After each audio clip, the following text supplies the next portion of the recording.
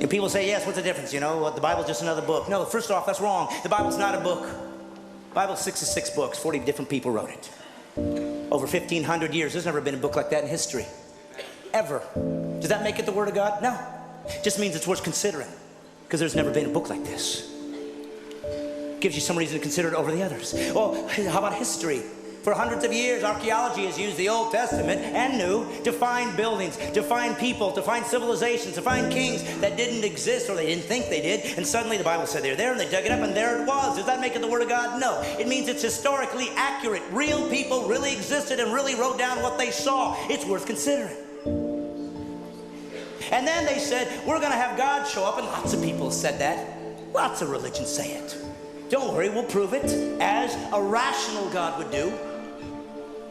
I will do prophecies. I will show that I'm not trapped in linear time, that I can see beyond where you are. I will give prophecies to tell you what the guy, when I show up and God appears on earth to reveal himself, I'll show you what he's going to look like. Over 300 prophecies. And then a man showed up one day named Jesus. And he said, I'm that guy. And he fulfilled all 300 prophecies. That's impossible. People could say, well, yes, they just wrote it afterwards and filled it all in. But we know that the first Greek translation of the Old Testament was done 250 years before Jesus was born. So how could they possibly know that he'd be born in Bethlehem? How could they possibly know he was going to be crucified when crucifixions didn't even exist as a capital punishment yet? How could they know that he'd be betrayed for 30 pieces of silver 250 years before there was a Jesus? Does it make it the Word of God? No, but it's starting to get close. And then Jesus said he would fulfill these things and did miraculous things to prove I'm not just a guy talking like everybody else. Look what I've done. And some people believed and some didn't. That's how humans are. And then he said this, I'm going to prove it to you. I'm going to die. And I'm going to come back to life. Nobody's ever done that. And he died. And all those who were with him, 3 years, ran in fear, as would all of us. And they ran away and they said, I guess we were wrong. And then something happened.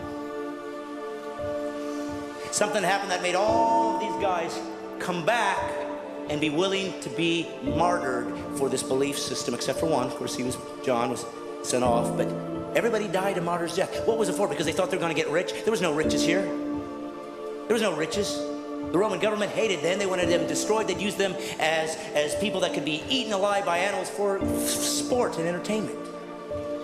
You were kicked out of your culture. The Jews weren't going to take you in, so there was no value there.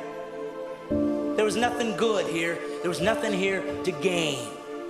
And they all still died for what? Because they found a new religion? No, for one reason. They said this. I saw him die, and I saw him come back. And that's it. You don't have to believe it. And why did he die? So he could have a perfect life? No, so you didn't have to go to hell. Well, I don't believe in a God who would send people to hell. He didn't give hell for you. That's what's great about Christianity. It gives you all the answers. Hell was created for the devil and his angels. But it was part of the rules he put into nature, into the nature that we live in. Anybody that rebel against him, this is where they're going. So once we did that, he could have bailed out. Sorry, you're going to hell. He didn't. He said, don't worry, kids, I'm coming down. So if you go to hell, you chose it. And you will not sit there and argue with him. You'll know what you've done. And if you're an atheist, let me tell you something. That's your dilemma. If we all die and there is no God, it's just eternal unconsciousness, you'll never know. But if you're wrong, you'll know forever. And it's not a gamble anyone should take. Well, what are you saying? I should just believe in Jesus so I don't go to hell?